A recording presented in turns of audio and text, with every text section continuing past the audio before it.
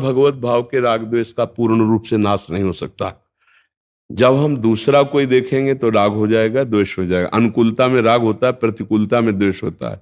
और राग में हमको हर्ष होता है और द्वेष में हमें शोक होता है। ये द्वंद्व हैं।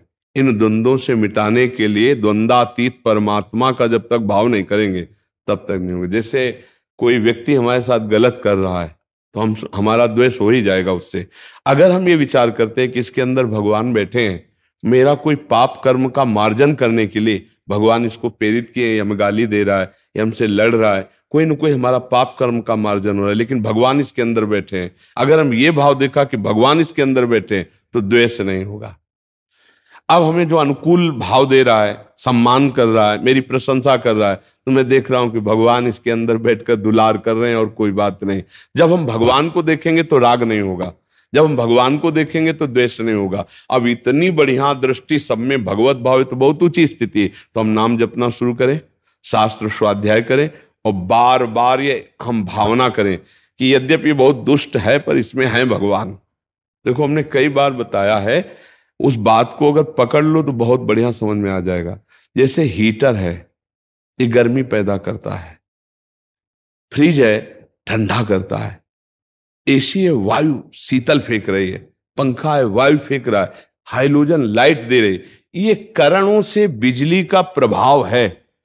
सब में बिजली एक है, ना बिजली ठंडी है ना बिजली गर्म है। करण जैसा है वैसा बिजली का प्रभाव आ गया। हीटर में वही गर्म हो गई, फ्रिज में ठंडी हो गई, एसी में ठंडी वायु दे रही, हाइड्रोजन में प्रकाश दे रही। बिजली कैसी? ये करणों का प्रभाव। बिजली तो एक रस है, सब में बराबर है।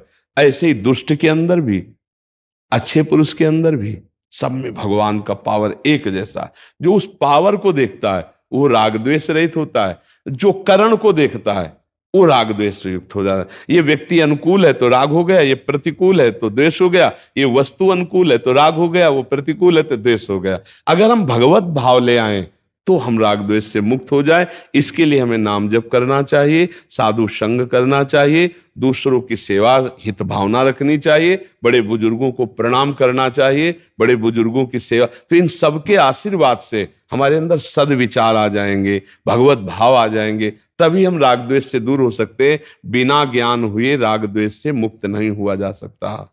थोड़ी देर हम भाव करेंगे, लेकिन जब ज्यादा वो हो जाएगा तो हमारा भाव खत्म हो जाएगा, हमें गुस्सा आ जाएगी, या हम फंस जाएंगे राग में या हम फंस जाएंगे द्वेष में। समझ पा रहे हैं आप? नाम जप करो, पवित्र भोजन पाओ, बुजुर्गों की सेवा करो, साधु समागम करो और भगवत भाव करो। राग द्वेष मुक्त होने का मतलब जीवन मुक्त हो जाना। सारा खेल राग द्वेष का है।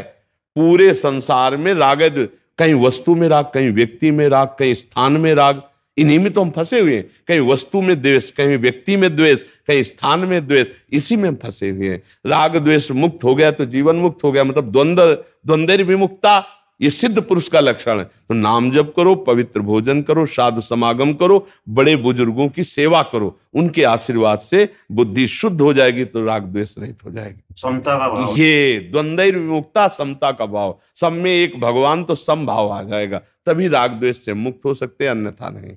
जी।